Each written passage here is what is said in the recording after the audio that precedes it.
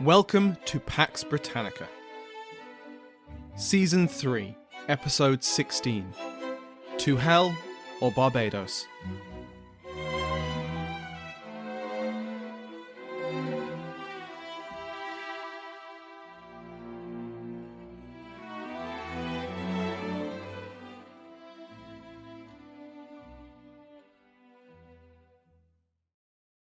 Welcome back to Pax Britannica. I'm your host, Dr. Samuel Hume.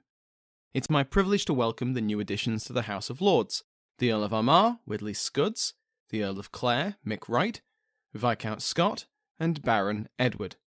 The Earl of Hampton, Alexander Travis, is now the Marquis of Hampton. Like all other patrons, they can now listen to this episode and every other episode ad-free. The Earls and Marquis also get access to the bonus content. Go to patreon.com/PaxBritannica to find out more. Last time, we covered the settlement part of the Cromwellian settlement of Ireland. Roughly half of all Irish land had been seized by the government and was then redistributed to civilian adventurers, demobilised and serving soldiers and officers, and the Old Protestants, formerly known as New English colonists of the Tudor and Stuart eras. As we saw, what followed was not the widespread colonisation of Ireland with English Protestants, as the Republican regime had planned. The messiness of the settlement, the uneven nature of the land redistribution, and the sheer unwillingness of the expected tens of thousands of English colonists to become colonists, meant that Ireland became neither Anglicised nor Protestant. Instead, the vast majority of Irish land remained the home of Irish Catholics, just with an ascendant Protestant landlord class, largely centred in the towns or across the Irish Sea, who held all the political, financial, and military power. Today, we'll take a look at the last major elements of the Cromwellian settlement: religion and the transportation of Irish Catholics out of Ireland. As we've covered over the previous episodes, the Commonwealth and then the Protectorate were determined to prevent another Irish rebellion. This was one of their motivations for the land confiscations and the transplantation of Catholic landowners. Through confiscation, they would lose much of their wealth, and through transplantation and dispersion, their connections to their tenants and to their elite peers would be broken. Ordinary Catholic Irish were not viewed as threatening rebellion by themselves. It was only when the poor dears were led astray by their social betters. But it wasn't just the secular Irish leadership that was a threat. One class of Irish society which both Commonwealth and Protectorate specifically targeted was the Catholic clergy. Now this was not new in itself. Ever since the Reformation, Catholic priests in England and Ireland, as well as Scotland, faced official persecution, the intensity of which came in peaks and troughs. But the Commonwealth took the persecution of Catholic priests very seriously. As we'll see later, they were specifically targeted for transportation, either to the colonies or just out of the country. The government also threatened, and carried out, executions of those who refused, as examples for the rest. As I covered in the episode on the Tory War, Catholic priests were listed in an Act of Parliament alongside Tory bandits and wolves as beasts which needed to be hunted down and destroyed because of the danger they posed to public order. Mass was forbidden to be held. Very soon after the Reconquest, 26 of Ireland's 27 bishops left for the continent. The 27th, the Bishop of Kilmore, remained the only Catholic Irish bishop in Ireland from 1655 until his death. More than 1,000 priests left Ireland for exile, following the example of their bishops, but more stayed. Many of these were caught and arrested, then given passports and told to leave. Of course, many chose to stay anyway to tend to their flocks, and in 1655 the government decreed that any priests under the age of 40 who had not already left by their own choice would be arrested and interned on the islands of Inishmore and Inishbofin. They would be held here until passage across the Atlantic could be arranged. More in a moment. Priests were executed if caught on the run, or reported as having given mass, but these were never large numbers. After 1651, the number of official executions of priests were in the single digits each year. There were likely extrajudicial killings not recorded, but it's not a bloodbath. The Commonwealth didn't want the priests to become martyrs, but just to leave. As with other elements of this period, the extreme violence of previous years, particularly the rebellion and then the Cromwellian conquest, influences perception of the whole period.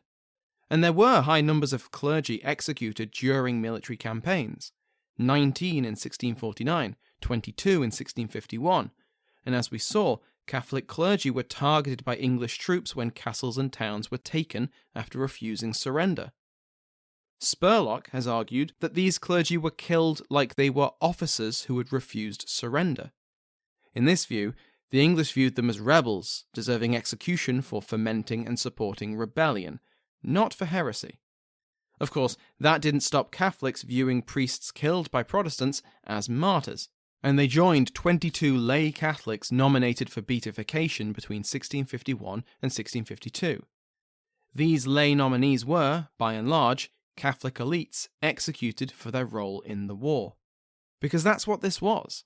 An attempt to get rid, one way or another, of another class of potential troublemakers who were viewed as a whole as having orchestrated the rebellion and supported the Confederacy.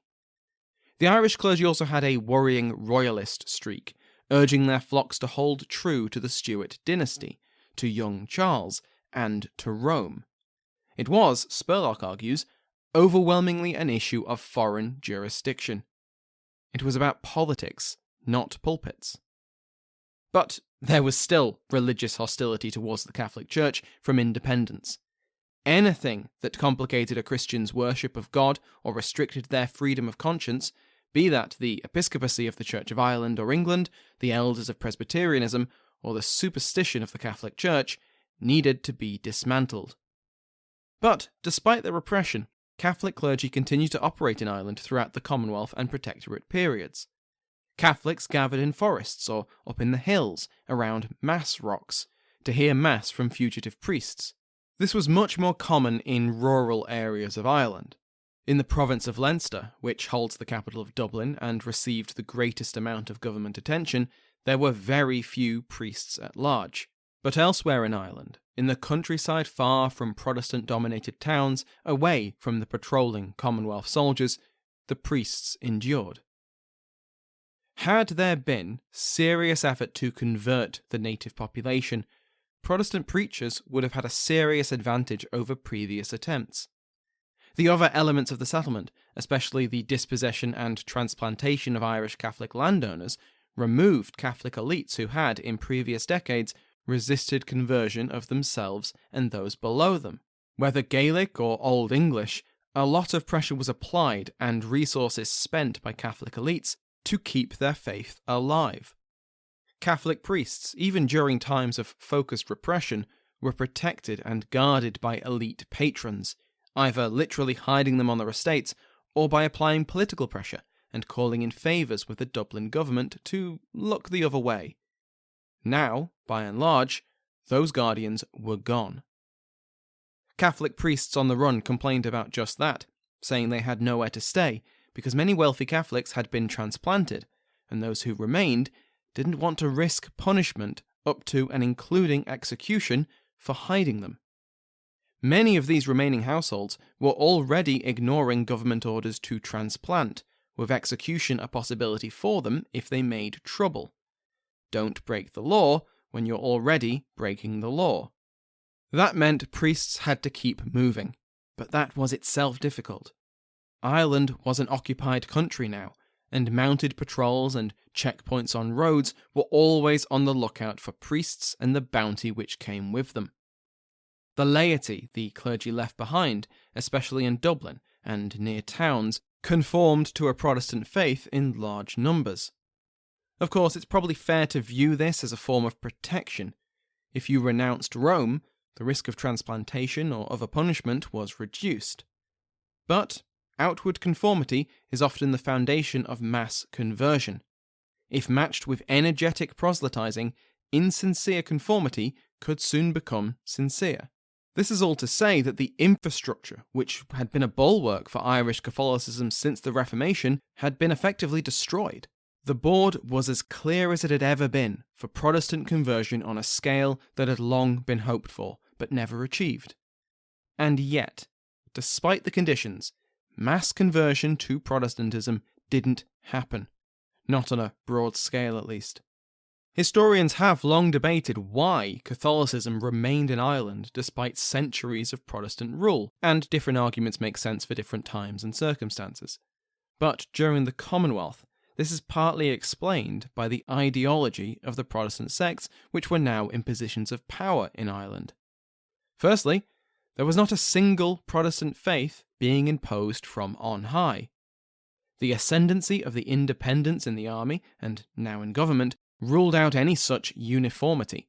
Every flavour of Protestantism was competing with the others for converts. The army had brought their preachers with them, both official and lay preachers, and ministers from among the English settlers were backed by the government.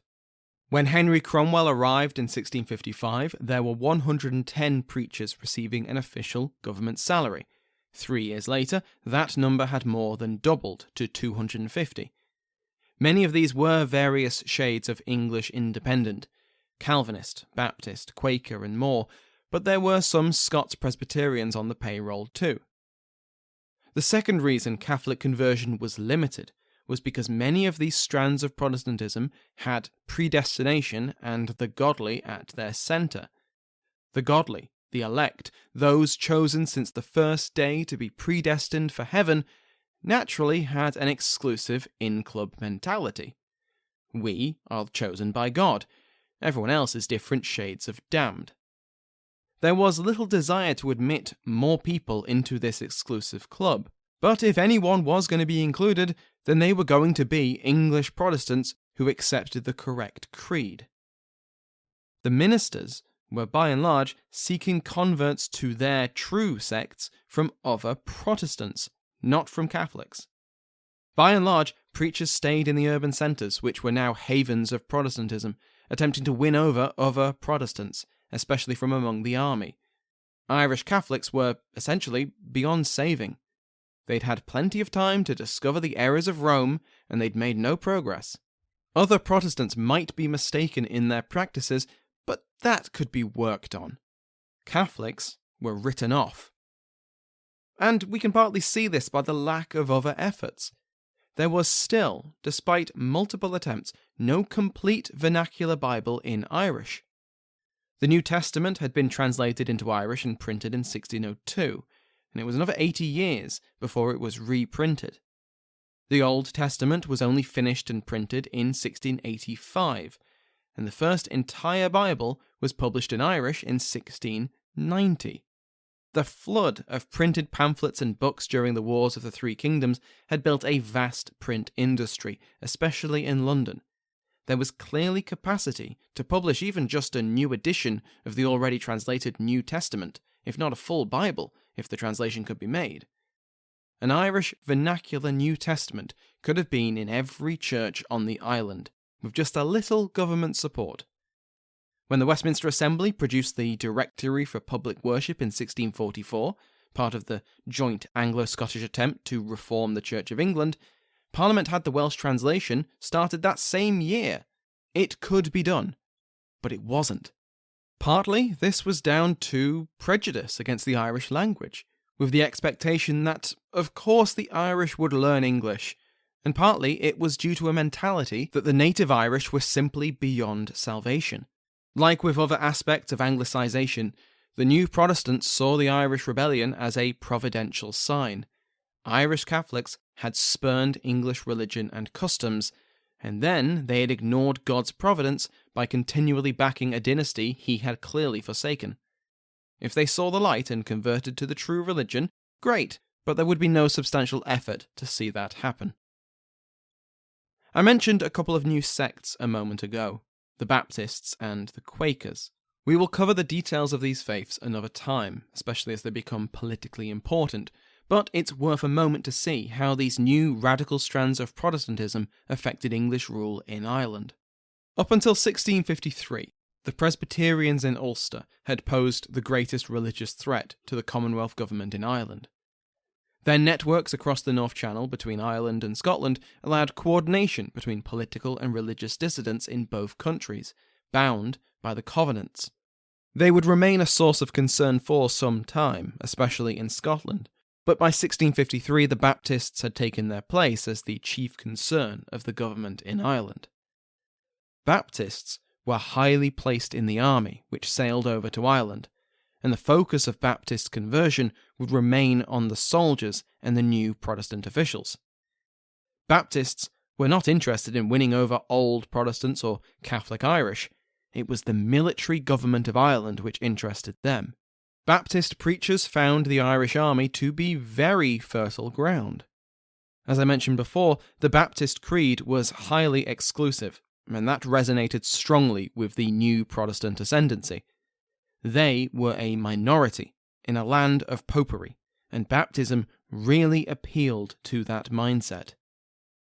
The military government helped spread the creed. With highly placed converts, the machinery of the state backed Baptist preachers. They received state salaries, official and unofficial protection, and had advantages denied to other Protestant sects. Increasingly, English government in Ireland was seen as synonymous with the Baptists, and that had consequences. The first was that it threatened public order. The Baptists were upfront about their exclusivity, and even English Protestants who weren't Baptists were getting annoyed at being shut out.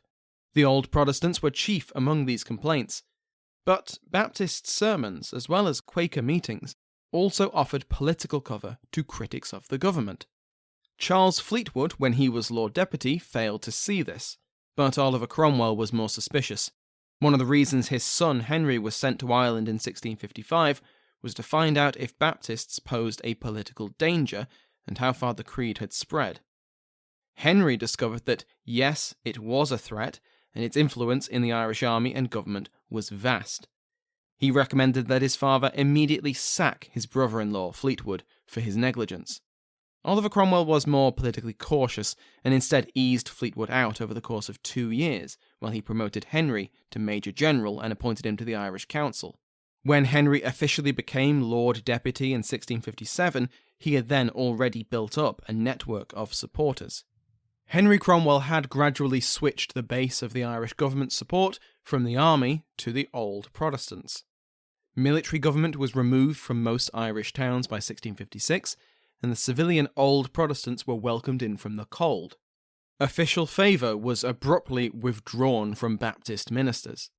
Their salaries were reduced or stopped entirely, and those who remained on the payroll were usually transferred away from the largest Irish towns. Baptist officers in the army attempted to dislodge Henry, but when they failed, his dad was Lord Protector after all, many resigned their commissions by November 1656 and returned to England. Other than the Baptists, the other radical sect which caused trouble for the Irish government were the Quakers. The Religious Society of Friends were less widespread than the Baptists, but they had a substantial following in Limerick. Like the Baptists, they were exclusive and did not spread their faith to the bulk of the civilian population. But if anything, they were more disruptive for it. Central to Quaker theology was a social radicalism which sounded chaotic to many contemporaries. Like with the Baptists, we'll give the details of Quaker theology more attention in the future, but they refused to swear oaths or offer the usual forms of deference to their social superiors. They emphasized the personal nature of the divine, and exercised a confrontational style of public preaching. This scared the hell out of people, even many independents. Plus, their refusal to swear oaths or defer to authority was outright dangerous to public order. Just like the Baptists, we're going to see a lot more of the Quakers. Perhaps the most dramatic and infamous aspect of the Cromwellian settlement of Ireland was transportation. Unlike transplantation, which moved Irish Catholics within Ireland, transportation was an enforced exile from the island. As we covered earlier, sometimes this was exile to continental Europe, and in terms of raw numbers that seems to have been the most common destination. The first group of transportees to consider are the soldiers. The defeated armies of the Confederacy and the larger contingents of Tories were offered terms of surrender which permitted them to leave. These terms were made out of practical concerns. Just as the peacetime governments of Ireland and Scotland had found, the idea of thousands of experienced fighting men sitting unemployed was just asking for future rebellion. For many soldiers, service in foreign armies offered a much better life than remaining in their subjugated homeland, where their leaders were in exile or dispossessed, and with all the opportunities reserved for incoming English. In this context, it's no surprise that between 34,000 and 40,000 Irish Catholic soldiers took up the offer of service in continental armies. Spain was the main beneficiary of this exodus. Spain was one of the first Catholic powers to recognise the new Republican Commonwealth. Despite their horror at the regicide, which was genuine, Spain had their own concerns, especially an ongoing war with France. That conflict had been part of the 30 Years' War, but it would only end 11 years after the Peace of Westphalia. By recognising the new regime in London in 1650, Philippe IV of Spain essentially got first dibs on more than 20,000 hardened veteran soldiers. France soon followed suit, as did smaller Catholic states, and the Commonwealth was more than happy to welcome their recruiting officers into Ireland. Every soldier fighting on the continent was one less to pose a threat to English rule. That leads me to the Piedmontese Easter Massacre. This occurred in April 1655, when at least 1,000 and possibly more than 5,000 Waldensian Christians were killed by soldiers of the Duke of Savoy. The details of what happened and why are beyond the scope of this podcast, but the reason I mention it is because the news of the massacre spread like wildfire through Protestant Europe. It was seen as a cruel result of the Catholic Counter-Reformation, and, important for our purposes, had reportedly involved Catholic Irish soldiers. The massacre, and the involvement of Irish Catholics, reminded Protestants of nothing less than the Irish Rebellion. In English reporting, the Irish take pride of place as leading the worst of the killings and revelling in the torture of women and children. Charles Fleetwood, still in office at the time, implemented harsher policies against Catholics in response. This was the height of the calls for mass transplantation of all Catholic Irish. This is all to say that, though the transportation of Irish soldiers had moved the danger out of sight, they were never out of mind. With the soldiers exiled to the continent, let's turn to the clergy. Catholic priests and members of religious orders were, as we've already covered in this episode, targeted for particular repression under the Commonwealth and Protectorate, and this primarily involved transportation.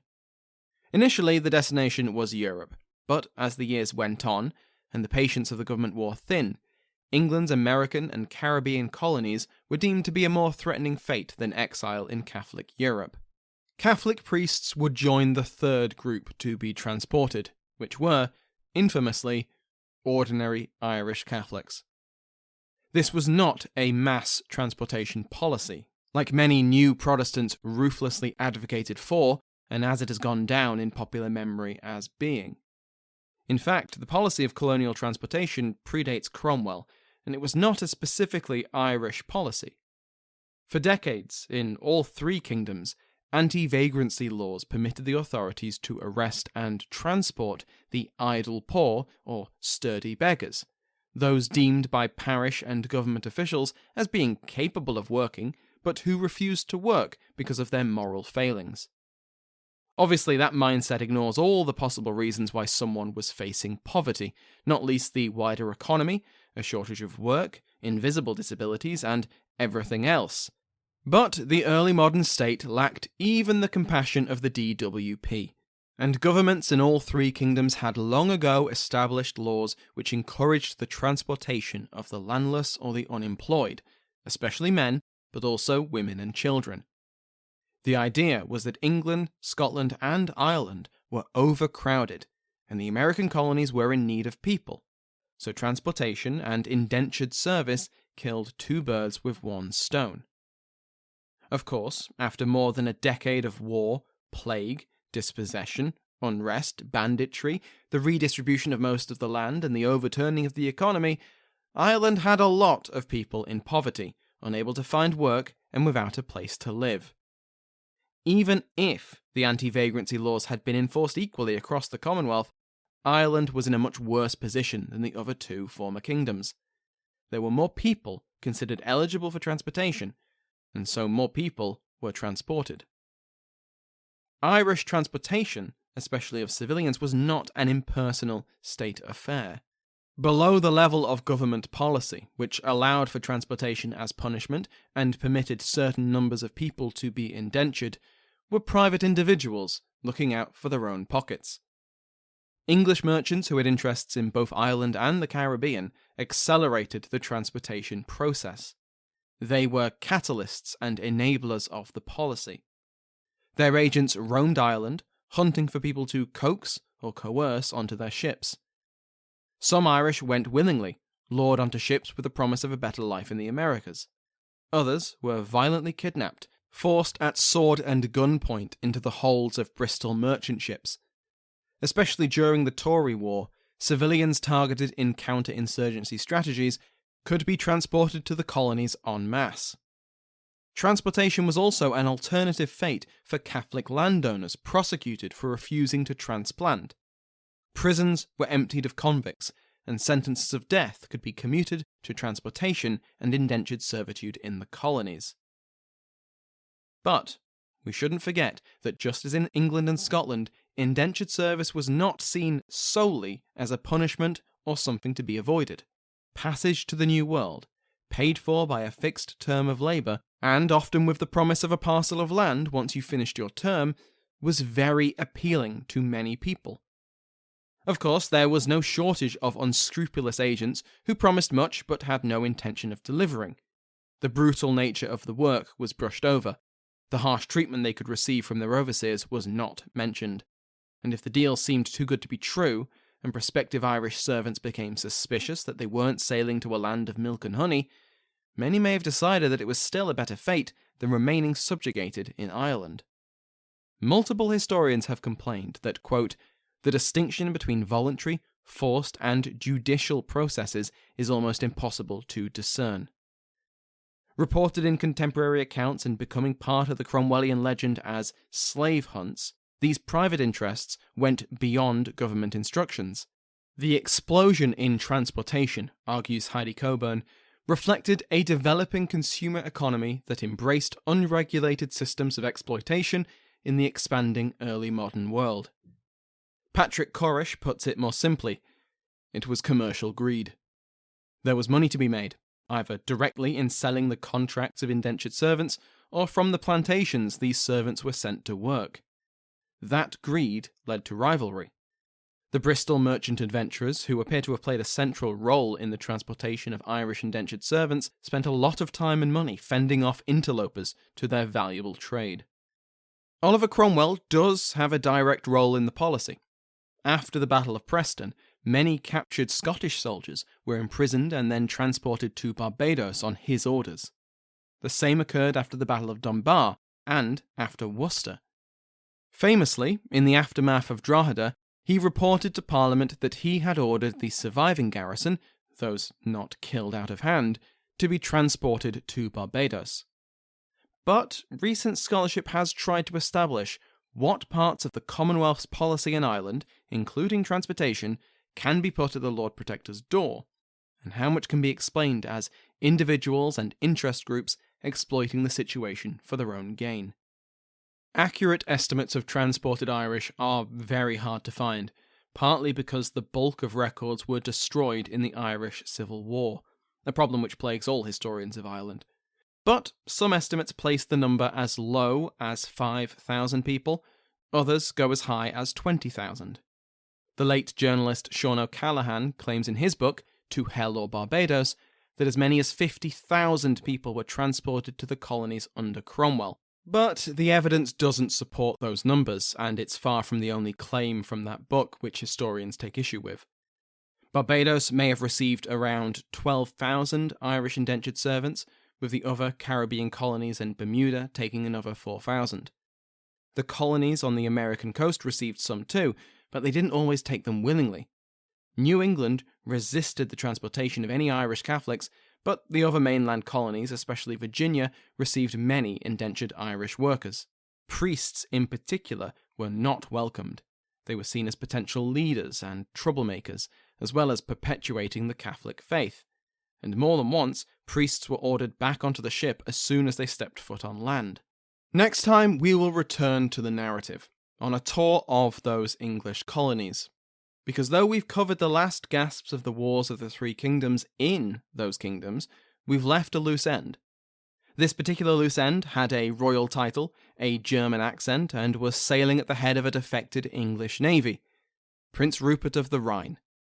As we cover his escapades in the Atlantic, we will see how the Commonwealth tightens its grip over the English Empire and prepares for their first international war with another European imperial power.